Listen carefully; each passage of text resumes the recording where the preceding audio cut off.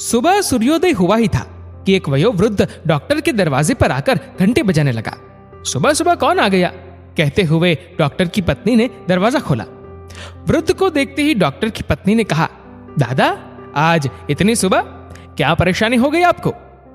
वयोवृद्ध ने कहा, मेरे अंगूठे के टांके कटवाने आया हूं डॉक्टर साहब के पास। मुझे 8:30 बजे दूसरी जगह पहुंचना होता है, इसलिए जल्दी आया। Sorry doctor. डॉक्टर के पड़ोस वाले मोहल्ले में ही वयोवृद्ध का निवास था। जब भी जरूरत पड़ती वह डॉक्टर के पास आते थे, इसलिए डॉक्टर उनसे परिचित था। उसने कमरे से बाहर आकर कहा, कोई बात नहीं दादा, बैठो, बताओ आपका अंगूठा। डॉक्टर ने पूरे ध्यान से अंगूठे के टांके खोले और कहा कि दादा बहुत बढ़िया है, आपका घाव भर गया है, फिर भी मैं पट्टी लगा देता हूं कि कहीं पर चोट न पहुंचे। डॉक्टर तो बहुत होते हैं, पर यह डॉक्टर बहुत हमदर्दी रखने वाले और दयालु थे।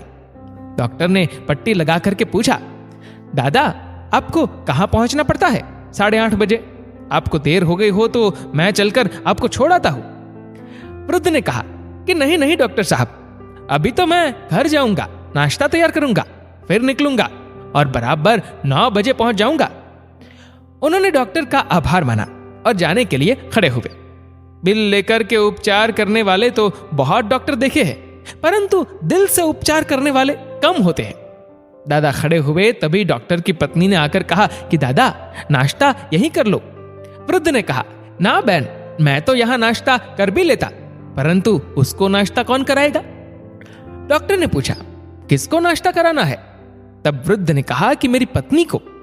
तो वो कहां रहती है और 9 बजे आपको उसके यहां कहां पहुंचना है? वृद्ध ने कहा, डॉक्टर साहब वह तो मेरे बिना रहती ही नहीं थी, परंतु अब वह अस्वस्थ है तो नर्सिंग होम में है। डॉक्टर ने पूछा, क्यों, उनको क्या तकलीफ है? वृद्ध व्यक्ति ने कहा, मेरी पत्नी को अल्जाइमर हो गया है, उसकी याददाश्त चली गई है। पिछले 5 साल से वह मेरे को पहचानती नहीं है। मैं नर्सिंग होम में जाता हूं, उसको नाश्ता खिलाता हूं तो वह फटी आंख से शून्य नेत्रों से मुझे देखती है। मैं उसके लिए अनजाना हो गया हूं। ऐसा कहते कहते वृद्ध की आंखों में आंसू आ गए। डॉक्टर और उसकी पत्नी की आंखें भी गीली हो गई। डॉक्टर और उसकी पत्नी ने कहा, दादा 5 साल से आप रोज नर्सिंग होम में उनको नाश्ता कराने जाते हो, आप इतने वृद्ध हो, आप थकते नहीं हो, ऊबते नहीं हो? उन्होंने कहा, मैं 3 बार जाता हूं डॉक्टर साहब, उसने जिंदगी में मेरी बहुत सेवा की और आज मैं उसके सहारे जिंदगी जी रहा हूं। उसको देखता हूं तो मेरा मन भर जाता है। मैं उसके पास बैठता हूं तो मुझ में शक्ति आ जाती है। अगर वह न होती तो अभी तक मैं भी बिस्तर पकड़ लेता, लेकिन उसको ठीक करना है, उसकी संभाल करना है, इसलिए मुझ में रोज ताकत आ जाती है। उसके कारण ही मुझ में इतनी फुर्ती है। सुबह उठता हूं तो तैयार होकर के काम में लग जाता हूं। यह भाव रहता है कि उसको मिलने जाना है, उसके साथ नाश्ता करना है, उसको नाश्ता कराना है। उसके साथ नाश्ता करने का आनंद ही अलग है। मैं अपने हाथ से उसको नाश्ता खिलाता हूं। डॉक्टर ने कहा, दादा एक बात पूछूं? पूछो ना डॉक्टर साहब। डॉक्टर ने कहा, दादा वह तो आपको पहचानती नहीं, न तो आपके सामने बोलती है न हंसती है, तो भी तुम मिलने जाते हो। तब उस समय वृद्ध ने जो शब्द कहे, वह शब्द दुनिया में सबसे अधिक हृदय स्पर्शी और मार्मिक है। वृद्ध बोले, डॉक्टर साहब वह नहीं जानती कि मैं कौन हूं, पर मैं तो जानता हूं ना कि वह कौन है।